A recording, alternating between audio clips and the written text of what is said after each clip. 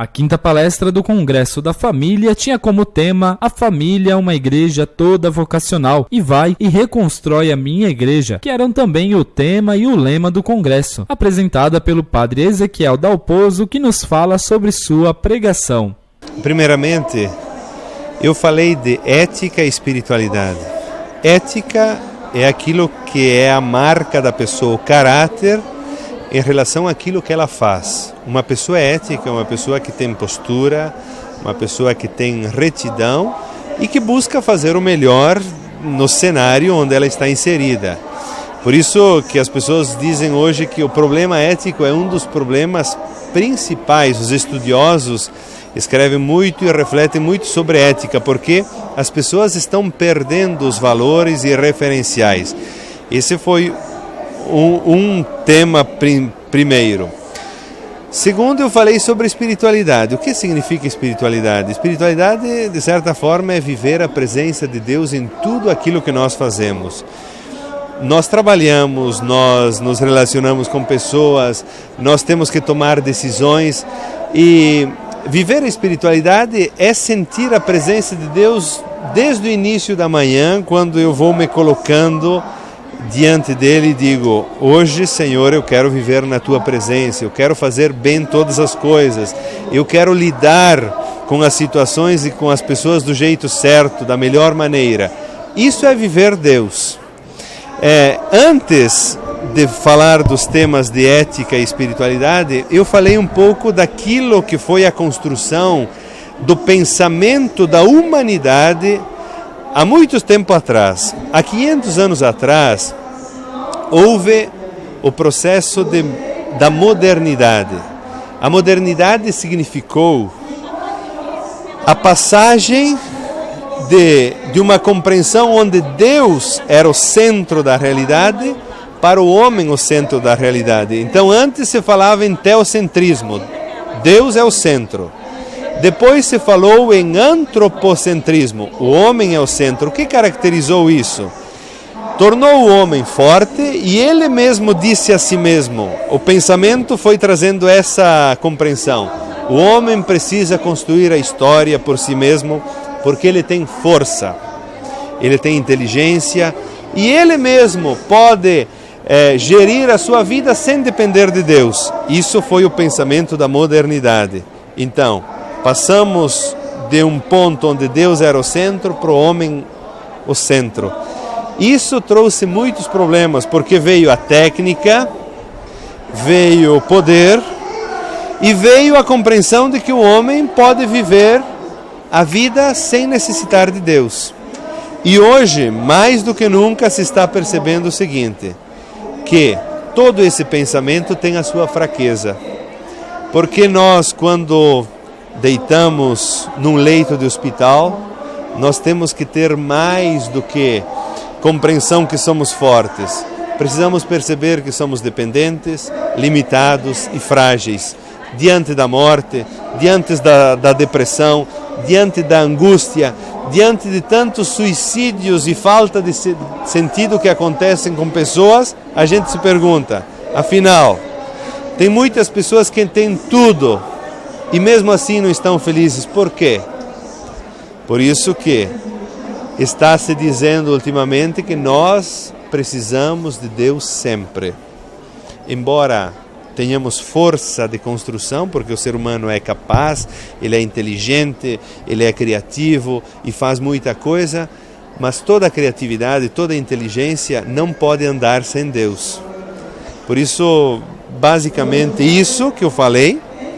Então, unindo esse pensamento de que nós precisamos de Deus, mas nós somos seres humanos, por isso precisamos ser éticos, gente de caráter. É os valores que na família são básicos, os valores de respeito, de cordialidade, de justiça, de retidão, de compaixão, todos esses não podem faltar na família que vai construindo a sociedade. E depois também, finalizando, eu disse, bom, nós também temos fé, nós somos pessoas de fé.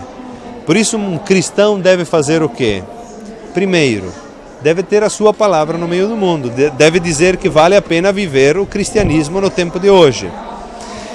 deve dizer que vale a pena, olhando para Cristo, também preocupar-se com os crucificados da história, que são os problemas sociais. Nós temos gente do nosso lado que tem problemas maiores do que nós. Por isso um cristão olha para esses problemas.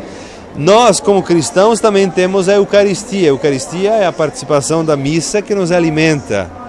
Nós temos a palavra, a Bíblia.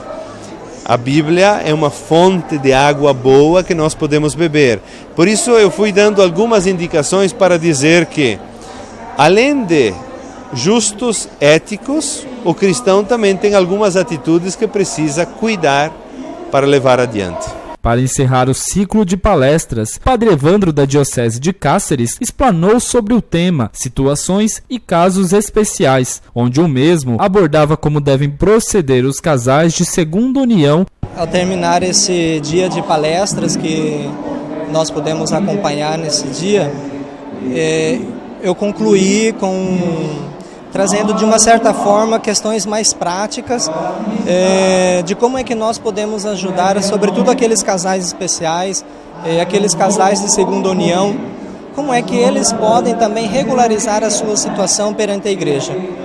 De uma certa forma, a maioria das pessoas não sabem que existe o tribunal eclesiástico, que é através de um processo que é realizado nesse tribunal eclesiástico, que as próprias pessoas pedem esse tribunal. O tribunal não pode agir por si mesmo, mas são as pessoas que pedem ao tribunal a declaração de nulidade do seu matrimônio. E o tribunal eclesiástico vai analisar todas as provas apresentadas pelas pessoas, vai ouvir as testemunhas, vai ouvir as partes, tanto a esposa quanto o esposo. E depois de todas estas testemunhas e provas, o tribunal vai ver se realmente aconteceu ou não, se aquele matrimônio, se foi válido, se não foi válido. Então, se o matrimônio não foi válido, porque existem vários elementos, não basta que lá no dia do matrimônio eu diga sim. Existe toda uma outra série de elementos que são importantes para determinar a validade ou não do matrimônio. Então é isso que nós vamos investigar. Se estes elementos que são necessários para existir um matrimônio, se todos esses elementos estavam presentes. Se um desses elementos não estava presente naquele momento do matrimônio, o matrimônio é nulo, porque são elementos essenciais do matrimônio, sem os quais não pode existir o matrimônio. Então, chegando à conclusão que faltou 1, 2 ou 3 desses elementos, o tribunal, com uma sentença, declara a nulidade desse matrimônio. O que significa declarar a nulidade? Significa que aquele matrimônio do passado, ele nunca existiu. E que agora, então, eles realmente podem casar verdadeiramente, porque eles nunca foram casados. Então é isso que o tribunal eclesiástico quer ajudar a esses casais de segunda união. Eu até quero convidar aqueles que estão nos assistindo nesse momento, que procurem o seu pároco. Fala: olha, padre, eu vi na televisão o padre falando do processo de nulidade matrimonial, eu gostaria de entrar com o meu processo, ver se eu tenho essa possibilidade de declarar o meu matrimônio nulo e assim poder casar na igreja, poder receber a comunhão, poder receber o sacramento da confirmação.